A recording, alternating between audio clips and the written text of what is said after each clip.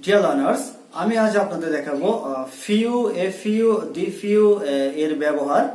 আশা রাখি আপনারা সম্পূর্ণ টিউটোরিয়ালটি দেখবেন, কারণ আমরা কিন্তু ফিউ, এফইউ, ডিফিউ এর অর্থের ব্যবহারের ক্ষেত্রে কিন্তু অনেক সময় অনেক ভুল করি, হয়তো আমাদের অনেকের কাছে জানা নেই। এই কারণে আমি সম্পূর্ণ বিষয়টা আপনাদের কাছে ক্লিয়ার করব। চলুন তাহলে শুরু করি। শুরুতে আমাদের একটা জিনিস জানতে হবে, ফিউটাকে আমরা ব্যবহার করি হচ্ছে কাউন্টেবল নাউনের ক্ষেত্রে। কাউন্টেবল কোনগুলা?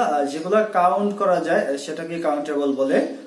সো আমরা ফিউকে ব্যবহার করি কি কাউন্টেবল নাউন্স এর ক্ষেত্রে।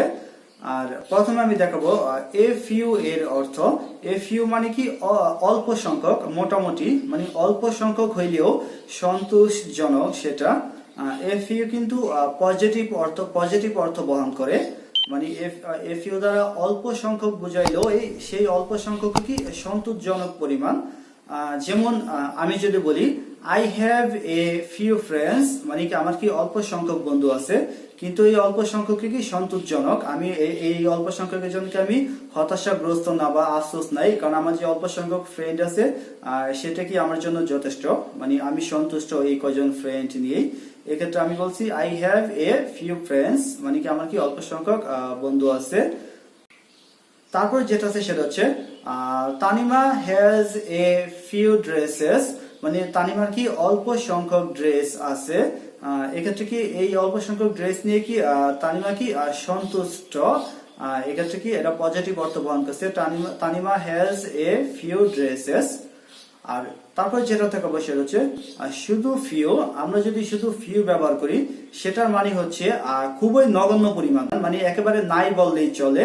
এটা কিন্তু নেগেটিভ অর্থ বহন করে। যেমন আমি যদি বলি আই হ্যাভ ফিউ ফ্রেন্ডস, মানে কি আমার একেবারে অল্প সংখ্যক ফ্রেন্ড আছে। এটা কি আমি কি এই জন্য কি আমি কি খুশি না, আমি অসন্তুষ্ট, হতাশাগ্রস্ত যে আমার মতো অথবা একজন দুজন এরকম ফ্রেন্ড আছে।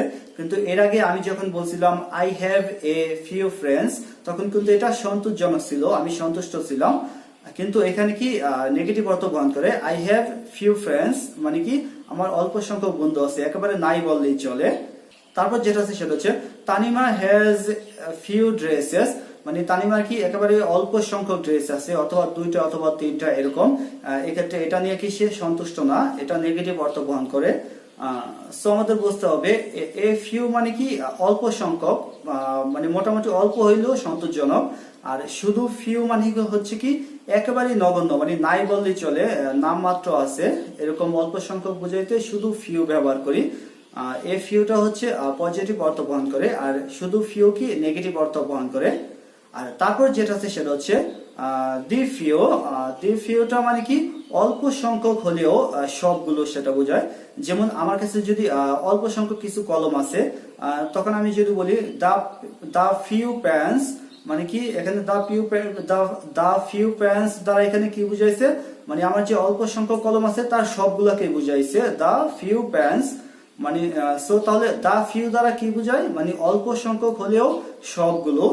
যেমন আমি যদি উদাহরণে বলি the few friends I have are educated, মানে আমার অল্প সংখ্যক যে বন্ধু আছে তারা সবাই কি শিক্ষিত সেটা বুঝাইছে। মানে আমার অল্প সংখ্যক বন্ধু থাকলেও তাদের সবগুলাকে বুঝাইছে দা ফিউ ফ্রেন্ডস দ্বারা। তারপর যেটা সেটা হচ্ছে the few cameras I have are new, মানে আমার যে অল্প সংখ্যক ক্যামেরা আছে তার সবগুলোই কি নতুন সেটা বুঝাইছে। তারপর যদি আমরা আরেকটা উদাহরণ দেখি সেটা I will invite the few friends of mine, মানে আমার যে অল্প সংখ্যক বন্ধু আছে আমি কি সবাইকে ইনভাইট করব, দাওয়াত দেব সেটা বুঝাইছে। সো আশা রাখি কনসেপ্টটা আপনাদের কাছে ক্লিয়ার হয়েছে। আর আমাদের মনে রাখতে হবে এ ফিউ মানে কি অল্প সংখ্যক বাট সন্তোষজনক, আর শুধু ফিউ মানে কি একেবারেই নাই বললেই চলে, একেবারে সামান্য কিছু এরকম বোঝায়, এটা নেগেটিভ অর্থ বহন করে। আর দি ফিউ মানে কি অল্প সংখ্যক হইলেও সবগুলো এরকম বোঝায়। আর আমরা ফিউটাকে সবসময় কি কাউন্টেবল নাউনের ক্ষেত্রে ব্যবহার করি। আমি আরেকটা টিউটোরিয়ালে এ লিটল, ডি লিটল এর ব্যবহার দেখিয়েছি। আমি সেই টিউটোরিয়ালের লিঙ্কটা ভিডিও ডেসক্রিপশনে দিয়ে দিব, আপনারা দেখে নেবেন, তাহলে ওই বিষয়টাও আপনাদের কাছে ক্লিয়ার হয়ে যাবে। আর অবশ্যই আমার ভিডিওটি লাইক দিয়ে রাখবেন এবং কমেন্ট বক্সে জানাবেন ভিডিওটি কেমন লাগলো।